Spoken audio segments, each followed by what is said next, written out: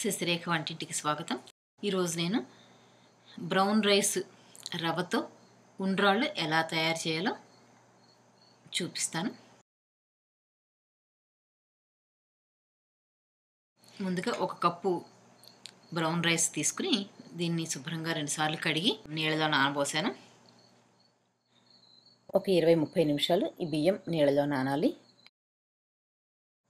ఒక 20 నిమిషాల తర్వాత బియ్యాన్ని తీసి ఒక కిచెన్ టవల్ మీద ఆరబోయాలి. ఈ ఆరిన బియ్యాన్ని గ్రైండర్లో వేసి బియ్యం రవ్వలాగా గ్రైండ్ చేసుకోవాలి. బియ్యాన్ని గ్రైండ్ చేస్తే ఇలా వచ్చింది రవ్వ.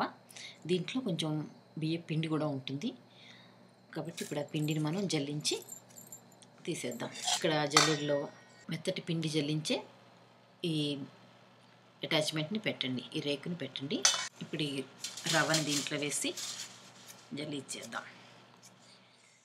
ఇలా ఒకసారి జల్లించేసరికి మెత్తని పిండి అంతా కిందకి దిగి రవ్వ అంతా మిగిలింది జల్లెడలో. ఇక్కడ నేను 2 కప్పుల నీళ్లు వేడి చేస్తున్నాను. 1 కప్పు బ్రౌన్ రైస్ రవ్వకి 2 కప్పుల నీళ్లు తీసుకున్నాను నేను. ఒకవేళ మీరు వైట్ రైస్ రవ్వతో చేస్తూ ఉంటే కనుక 1 కప్పుకి 1.5 నీళ్ళే తీసుకోండి, వైట్ రైస్ అయితే కనుక. సో ఇది బ్రౌన్ రైస్ కాబట్టి నేను 2 కప్పులు తీసుకున్నాను. తర్వాత 1/2 కప్పు శనగపప్పుని నేను నీళ్ళలో నానబెట్టాను, కడిగి నానబెట్టాను. ఈ నీళ్ళలో వేస్తున్నాను. కొంచెం సీ సాల్ట్ వేస్తున్నాను. ఇది ఒకసారి కలిపి మూత పెడతాను.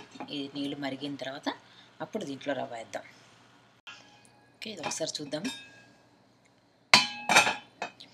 నీళ్ళు మరుగుతున్నాయి. ఇప్పుడు ఈ రవ్వ దీంట్లో వేసే ముందర కొద్దిగా ఒక 1/2 చెంచా నెయ్యి వేస్తున్నాను. అంటుకోకుండా ముద్ద అయిపోకుండా వస్తుంది. ఓకే, ఇప్పుడు రవ్వ వేసేసి కలిపేయండి. ఇప్పుడు దీని మీద మూత పెట్టి సుమారు 5 నిమిషాల పాటు లో మీడియం ఫ్లేమ్లో ఉడికిద్దాం. ఒక 5 నిమిషాలు అయింది. ఇప్పుడు ఒకసారి చూద్దాం. చూసారా, 5 నిమిషాల తర్వాత నీరంతా ఎగిరిపోయింది. ఒక్కసారి దీన్ని ఇలా కలిపేసి లో ఫ్లేమ్లో మూత పెట్టి ఈ తడంతా కూడా ఎగిరిపోయే వరకు, పొడిగా అయ్యే వరకు సుమారు 10 నిమిషాల పాటు ఉడికించాలి. ఇప్పుడు ఒకసారి చూద్దాం మళ్ళీ. ఓకే, నీరంతా ఎగిరిపోయింది. ఇప్పుడు స్టవ్ ఆఫ్ చేసి గిన్నె మీద మూత పెట్టి 2-3 నిమిషాలు అలాగే ఉంచేస్తే ఈ అడుగున అంటుకునే ఉన్నదంతా లూజ్ అయిపోతుంది అనమాట. ఇప్పుడు ఈ ఉండ్రాళ్ళ పిండి అంతటిని నేను ఒక గిన్నెలోకి తీసుకున్నాను. ఇప్పుడు దీంట్లోకి కొంచెం తాలింపు పెడదాం. మీరు ఇలాగైనా కూడా ఉంచేసుకోవచ్చు, ఇలాగే ఉండలు చేసేసుకోవచ్చు, కానీ ఈ తాలింపు పెట్టుకుంటే ఇంకొంచెం బాగుంటుంది. ఇప్పుడు ఈ తాలింపు కోసం నేను 1 టేబుల్ స్పూను అంటే 1 పెద్ద చెంచా నెయ్యి తీసుకున్నాను. నెయ్యి కరిగింది. దీని తర్వాత కొద్దిగా కరివేపాకు సన్నగా ముక్కలు చేసి ఉంచాను. కొంచెం ఇంగువ ఇష్టం లేని వాళ్ళు మానేయచ్చు. నల్ల నువ్వు పప్పు, బ్లాక్ సెసమీ సీడ్స్ అంటారు వీటిని. నల్ల నువ్వు పప్పు లేదా ముడి నువ్వులు అంటారు కూడా. ఇది లేదా మీరు తెల్ల నువ్వులైనా వేసుకోవచ్చు. నెయ్యి కాగింది. దీంట్లో కరివేపాకు వేస్తున్నాను. తర్వాత కొద్దిగా ఇంగువ,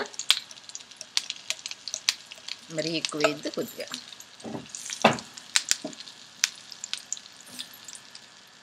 తర్వాత 1 చెంచా నల్ల నువ్వు పప్పు.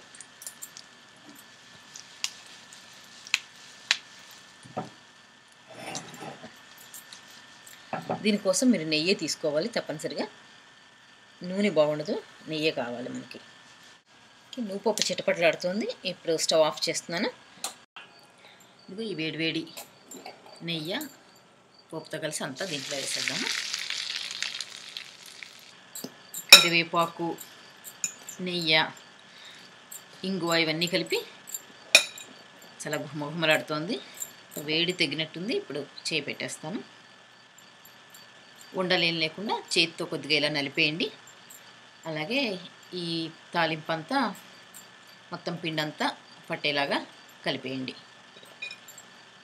చేతిలో కొద్దిగా ఈ ఉండ్రాళ్ళ పిండి తీసుకుని ఇలా లడ్డూలాగా చేయండి. ఇది చేతికి పెద్దగా అంటుకోదు, ఎందుకంటే దీంట్లో మనం నెయ్యి బాగా వేసాం కదా. ఒకవేళ అంటుకుంటూ ఉంటే కొంచెం వేళ్ళు నూనెలో కానీ నేతిలో కానీ కొంచెం ఇలా ఉంచి ఇలా రాసుకున్నారంటే చేతికి అంటుకోకుండా వస్తుంది. 1 కప్పు రవ్వ, పావు కప్పు పప్పు తీసుకుంటే 9 ఉండ్రాళ్ళు వచ్చాయి. ఈ కొంచెం చిన్న సైజులో 9 ఉండ్రాళ్ళు వచ్చాయి. ఒక చిన్న ఫ్యామిలీకి 2 ముగ్గురున్న ఫ్యామిలీలో అయితే ఈ కొలతలతో సరిపోతుంది. ఇంకా ఎక్కువ కావాలంటే మీరు ఈ రెసిపీని రెట్టింపు చేసుకోవచ్చు.